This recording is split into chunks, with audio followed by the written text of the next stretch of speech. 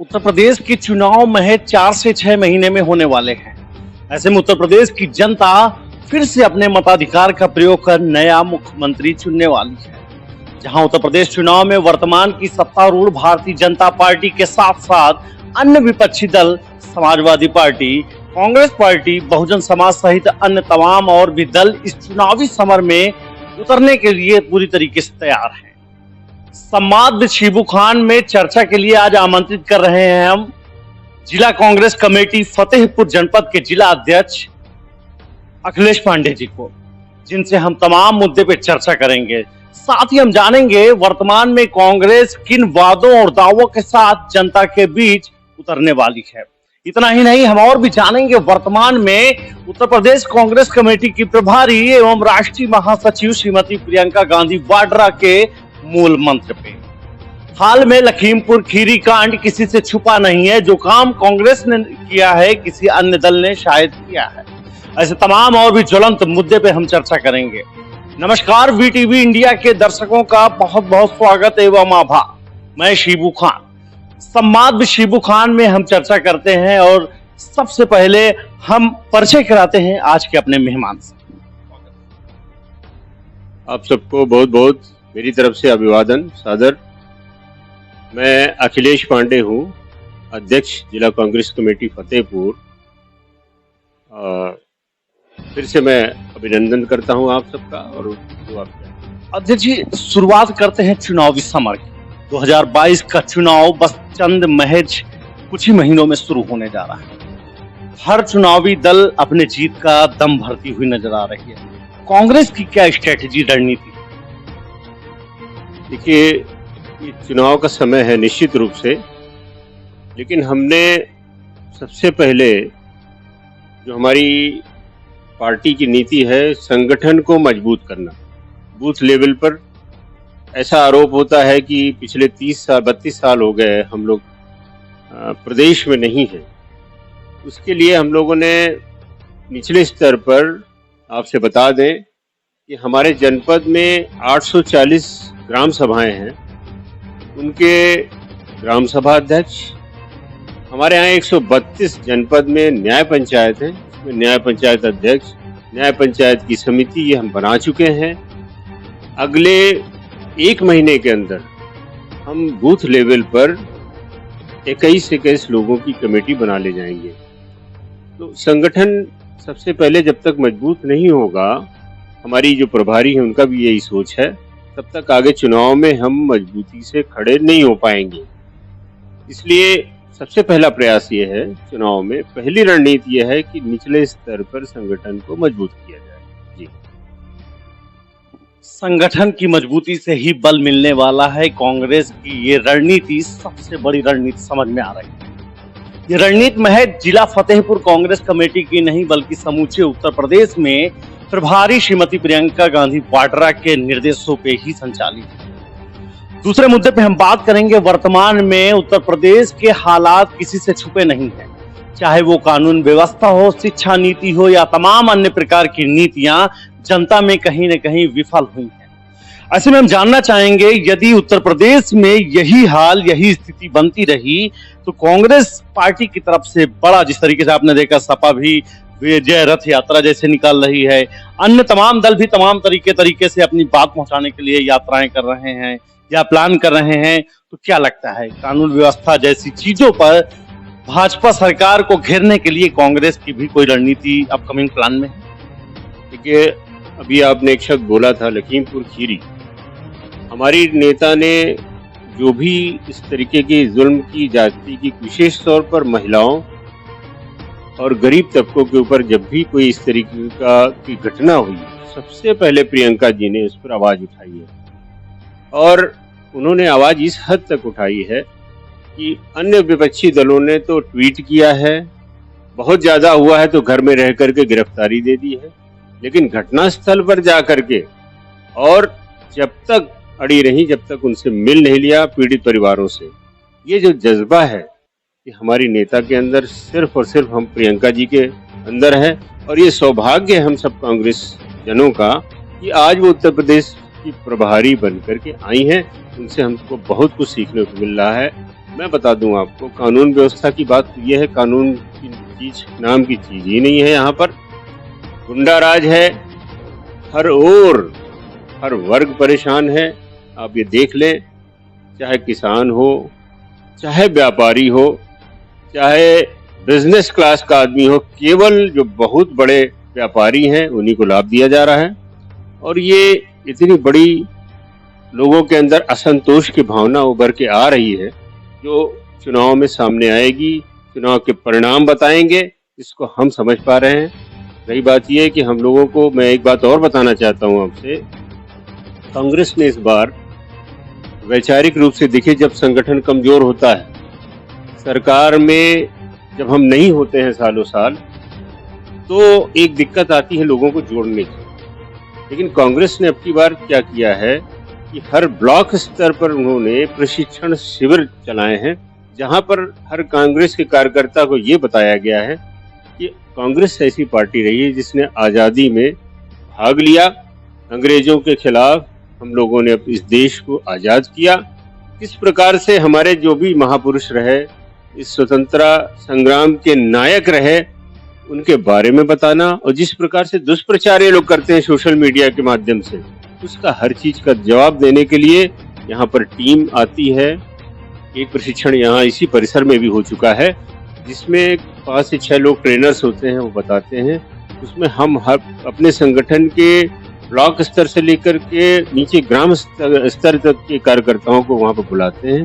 पूरे सेशन में social media, booth level की गठन, उसके अलावा ये जो इतिहास कांग्रेस का, इन विषयों पर चर्चा होती है। आज हमारा ये संकल्प है कि हम, ये बहुत लंबी लड़ाई है, इसके लिए हम ऐसे सेनानी तैयार करें जो हर दुष्प्रचार का जवाब भी दे सके, और कांग्रेस के लिए जिनके अंदर एक वैचारिक रूप से ऊर्जा प्रदान हो, वो कांग्रेस के सिपाही है।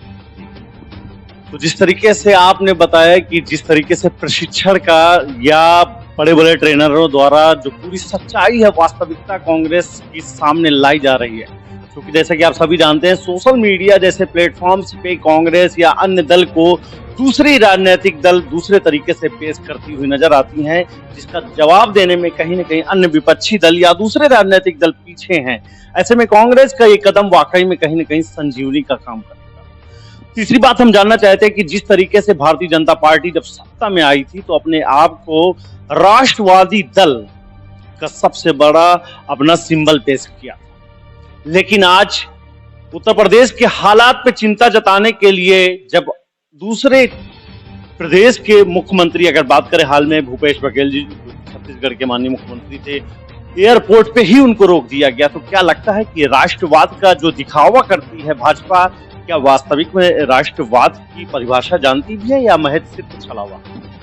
राष्ट्र या भारत माता, इस तरीके के शब्द जो है, कोई भी राष्ट्र, उसका निर्माण वहां के लोगों, वहां के बाशिंदों से होता है। राष्ट्र कोई मकान नहीं है, राष्ट्र कोई, उसकी केवल कल्पना वहां के रहने वालों, वहां के जीवन स्तर पर, वहां जो अगर सुख शांति है, समृद्धि है, लोग चैन से रह पा रहे हैं, तब वो राष्ट्र जो है, राष्ट्र की भावना तभी होगी। लेकिन जो अगर आप राष्ट्र को बेचे ले रहे हैं, जो आपकी पूर्वजों की एक विरासत थी, जिससे लोगों को रोजगार मिलता था, उसको आप बेचे ले रहे हैं। आपने भूपेश बघेल जी की बात कही, वो आए, उन्होंने अपने भाषण में, संबोधन में भी कहा था, वहाँ बनारस में था, वहाँ पे, कि मैंने तो कभी किसी को नहीं रोका। ये देश किसी को आने जाने से रोक सकता है क्या? कोई भी किसी को नहीं, सबका है, सबको आना चाहिए। ये सिर्फ केवल दमनकारी नीति के तहत आवाज को दबाने के लिए केवल बुलडोजर चलाने की बात करते हैं, लोगों की आवाज को कुचलने का पूरा प्रयास ये कर रहे हैं। लेकिन उनको समझना चाहिए कि जितना दमन आप करोगे, उतनी ही तेजी से आपके खिलाफ आवाज भी आएगी। उस समय आने लगा है, लोग खिलाफ उठने लगे हैं। आपने देखा होगा कितनी बड़ी रैली हुई बनारस में, एक आगाज था 2022 का, और ये आवाज आपको दिखाई पड़ेगी 2022 में। ये सरकार अब जाने वाली है, इसके दिन खत्म हो गए। आज दिल्ली में अगर बात करें, या यूं कहें कि समूचे भारतवर्ष के किसान आंदोलन है, क्या लगता है कि भाजपा की नीतियों की ये खामियाजा है या फिर जो भाजपा कह रही है कि इसमें राजनीति की जा रही, कितना आप मानते हैं? देखिए, किसान जो अड़े हैं, 11 महीने हो गए, 750 लोग उसमें शहीद हो चुके हैं। किसानों की जो 3 बातें हैं, 3 कानून हैं और उसका साफ साफ स्पष्ट रूप से 181 मंडी बंद हो चुकी है। जो उसमें शंका व्यक्त की जा रही थी कि किसान की उपज जो आप एमएसपी लागू करते हैं उस पर खरीदी हो, वो नहीं हो पा रही। स्पष्ट रूप से मंडियां बंद हो रही हैं। लोगों की जो खरीद दिखाई पड़ रही है, वहां पर सरकार आंकड़े दिखाती है, वो दलालों की है, व्यापारियों की है और ये और बढ़ेगा। इसलिए क्योंकि जब सरकारी मंडियां खत्म होंगी, निजी मंडियां उनको प्रोत्साहित आप करेंगे तो उनके पास नियंत्रण आपका रहेगा नहीं। किसान सिर्फ ये कह रहा है कि आप एक कोई ऐसा कानून तो लाइए जिसमें आप कहेंगे कि चाहे निजी हो चाहे सरकारी खरीद हो, एमएसपी क्यों घोषित की जाती है? इसलिए कि किसान का हित सुरक्षित हो, उसका उत्पाद उसी दाम पर बिके। इसी बात की लड़ाई है, उनकी बिल्कुल जायज लड़ाई है। और आपको मालूम होगा कि हमारे नेता गए हैं किसानों के समर्थन में। वो किसान नहीं चाहते कि ये कोई पॉलिटिकल पार्टी आए, लेकिन हमारे नेता गए हैं। किसानों की सहानुभूति में अभी प्रियंका जी भी गई थी। ये आंदोलन इस प्रकार का है। देखिए, मैं एक बात और स्पष्ट करना चाहता हूँ। आज अंग्रेजों के जमाने के पूरे हालात हो चुके हैं और लड़ाई भी वैसी ही लड़नी पड़ेगी। बहुत लंबी लड़ाई भी हो सकती है, लेकिन फर्क इस बात का है कि उस समय और आज के समय में बहुत बड़ा अंतर है। हर आदमी जागरूक है, अपने अधिकारों को जानता है। आज का किसान अपने अधिकारों को बखूबी जानता है, संघर्ष करना भी जानता है। जिस प्रकार से वहां पर लोग जमा हैं, हट नहीं रहे हैं। सरकार भली अड़ी रहे, लेकिन ये समर्थन बढ़ता जाएगा, देश के हर कोने में बढ़ता जा रहा है। और ये हम लोग जान रहे हैं कि आज वहाँ के जनप्रतिनिधि अपने क्षेत्र में जाने पर भी उनको बहुत बड़ी हिचक है। उनको ये डर है कि हम किस प्रकार से मत वहाँ पे पाएंगे, सुरक्षित कैसे रहेंगे, क्योंकि ऐसा कृत्य उन्होंने किया। एमएसपी को लेकर जैसे आपने बात रखी है, तो कहीं ना कहीं आप पे भी आरोप लग रहे हैं कि यूपीए 1 यूपीए 2 2 साल कार्यकाल आपने भी चलाया है। एमएसपी तो आखिरकार आपकी सरकार ने क्यों नहीं फिक्स की? देखिए, एमएसपी का कानून शुरुआत से रहा। एमएसपी पर कांग्रेस का ये कहना था कि मिनिमम सपोर्ट प्राइस होना चाहिए। पहले यहाँ पर खरीद होती थी। कोई भी कानून धीरे धीरे उस रिफाइंड होता है, उस पे सुधार लाया जाता है। आप सुधार लाने के बजाय उसको खत्म कर रहे हैं ना। प्रश्न इस बात का है। कुछ कमियां थी, किसानों की खरीद उस समय भी नहीं होती थी, ये बात सही है। लेकिन आज आवश्यकता इस बात की है कि जो अगर कोई कमी पहले थी तो उसको सुधारने की आवश्यकता है ना। आप पुरानी बात को कह करके अपनी गलत को जस्टिफाई नहीं कर सकते हो। आपका दायित्व यह है, अच्छा गलत के अलावा उस एमएसपी को आप खत्म करना चाहते हो ना। प्रश्न इस बात का है।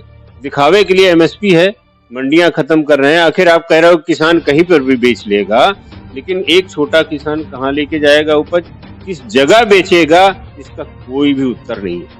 सवाल इसी बात का है। किसान इसीलिए डर रहे हैं और क्योंकि वेस्टर्न यूपी के, पंजाब के, हरियाणा के किसान जागरूक हैं, अपने अधिकारियों को जानते हैं, इसलिए वो खड़े हुए हैं हर प्रकार से। और ये इसको बढ़ना ही है इस आंदोलन को, और इसमें देश का हर किसान साथ में। कांग्रेस के बड़े नेताओं में जैसे शुमार रहे ज्योतिरादित्य सिंधिया, जितिन प्रसाद, राजा रामपाल जी की भी चर्चा आम तेजी से हो चुकी है, या दूसरे अन्य आचार्य प्रमोद जी की भी बात आई है सामने। क्या लगता है, कांग्रेस से दल बदलना कांग्रेस के लिए फायदेमंद साबित हुआ या नुकसान? देखिए, एक हमारे नेता का नारा है, मैं बता दूं कि जो लड़ाई लड़ना चाहता हो वो तो मेरे साथ रहे, और जिसको डरना है वो यहाँ से चला जाए। तो ये डरे हुए लोग हैं। ये संघर्ष का समय है, तो निश्चय रूप से जो वैचारिक रूप से मजबूत होगा, जिसको इस कुव्यवस्था के खिलाफ लड़ाई लड़नी होगी, जो ये जान रहा है कि देश हित में सरकार नहीं है, वही साथ में होगा। तो मैं तो ये कहता हूँ ये बहुत अच्छा हो रहा है। चुनाव के समय ऐसा होता है, मेढक इधर से उधर, बरसाती जो होते हैं जाते हैं, लेकिन जो वैचारिक रूप से है वो पार्टी में रहेगा उससे पार्टी और मजबूत होगी, मेरा ये मानना है व्यक्तिगत रूप से। आखिरी सवाल आपसे जानना चाहेंगे कि कांग्रेस जिस तरीके से उत्तर प्रदेश में तमाम और भी अन्य दल आ रहे हैं, फ्री का नाम दे दे करके अपने घोषणा पत्र भी जारी कर रहे हैं, तो क्या कांग्रेस भी इस फ्री में शामिल हो रही है? और दूसरा चीज, कांग्रेस किन किन मुद्दों और वादों और दावों के साथ जनता में वोट लेने जाएगी? कांग्रेस ने मैं जो अगर पहले कहूंगा तो उचित नहीं होगा, लेकिन जहां तक मेरी जानकारी है, जिस प्रकार से बिजली के रेट यहाँ पर बढ़े हैं, जिस प्रकार से खेती किसानी में चाहे खाद हो, जिस प्रकार से कड़ू तेल हर चीज के दाम बढ़ रहे हैं, मुद्रास्फीति बढ़ रही है, कांग्रेस ये चाहती है यदि हम बिजली के दर कम कर रहे हैं तो ये जनता के हित की बात है, करना ही चाहिए। जो अगर आज आप बड़े बड़े उद्योगपतियों का कर्जा माफ कर रहे हैं, वो दिवालिया घोषित हो जाते हैं, करोड़ों करोड़ रुपए लेकर चले जाते हैं, तो उससे अच्छा तो ये है कि एक जो साधारण परिवार का व्यक्ति है, जो ट्यूबवेल की बिजली का बिल है, जो घर की बिजली का बिल है, वो उसकी बजट के अंदर आप लाइए। ये आपका दायित्व है। आप कोई बिजनेस ऑर्गेनाइजेशन रन नहीं कर रहे हैं। स्टेट जो होता है, राज्य, वो वेलफेयर के लिए होता है, लोगों के कल्याण के लिए, लोग कम से कम सम्मानजनक जीवन जी सकें, इसके लिए होता है। तो ये दायित्व है कि सस्ती बिजली, सस्ता पानी, सस्ता जीवन, कम से कम उसके जीवन यापन में उसको दिक्कत ना हो, ये तो हर सरकार का दायित्व है। इसकी घोषणाएं आएंगी, क्योंकि अभी पार्टी ने की नहीं, इसलिए मुझे कहना कुछ उचित नहीं होगा। लेकिन निश्चित रूप से इस सरकार से बहुत ही आगे बढ़ करके हम लोग ऐसा क्रियान्वयन करेंगे किसानों के हित में जो होगा। देखिए, मुद्दे सबसे बड़ी बात तो रोजगार की बात है, और सरकार ये चाहेगी कि जो भी ये प्राइवेटाइजेशन होता है वो बंद हो, रोजगार लोगों को मिले। जो भर्तियां रुकी हुई हैं, चाहे रेलवे इसकी दरोगा की थी, इसके बाद तमाम आपने देखा होगा लेखपाल की भर्ती थी, वो भी रुक गई। इसके बाद शिक्षकों की भर्ती रुक गई। भर्तियां निकले लोग, इस सबसे बड़ी बात यह है, देखिए, सोशल जस्टिस। जब आप किसी चीज को प्राइवेटाइज करेंगे, नौकरियां नहीं करेंगे, तो जो हमारे एससी बिरादरी के लोग हैं, बैकवर्ड हैं, उनके बच्चे जो आज पढ़ के निकल रहे हैं, उनको आरक्षण का भी लाभ नहीं मिलने वाला, क्योंकि निजीकरण में आरक्षण का न तो कोई प्रावधान आपने कर रखा है, न कुछ होना है। इसलिए इन सब मुद्दों को लेकर के कांग्रेस पार्टी अपना कोई मैनिफेस्टो जारी करने जा रही है, जो शीघ्र ही सामने आएगा। अभी वाराणसी में प्रियंका जी की दूसरी रैली होने जा रही है, उसमें ये घोषणाएं होंगी, क्योंकि एक बहुत बड़ा मुद्दा आ गया था किसानों का, इसलिए प्रियंका जी ने वहां नहीं किया है। लेकिन जो जैसा कि मैं जान पा रहा हूँ, अगली उसमें रैली में इन घोषणाओं की उद्घोषणा होगी। संवाद विद शिबू खान में ये थे हमारे साथ फतेहपुर जिला कांग्रेस कमेटी के अध्यक्ष अखिलेश पांडे जी, जिन्होंने बहुत ही बेबाकी और अपने अंदाज में कांग्रेस पार्टी का पक्ष रखा, साथ ही वर्तमान के हालात, प्रदेश सरकार की नाकामियों पर भी सवाल उठाए हैं। तमाम और भी अन्य मुद्दों पर इन्होंने भी चर्चा की और बताया है कि कांग्रेस किस फार्मूला या यूं कहें किस मूल मंत्र एवं वादों दावों के साथ जनता के बीच वोट लेने जाएगी। एक बार फिर से वीटीवी इंडिया के दर्शकों का बहुत बहुत आभार। वीटीवी इंडिया हमेशा से ही दबे कुचले शोषितों वंचितों की आवाज उठाता रहा है।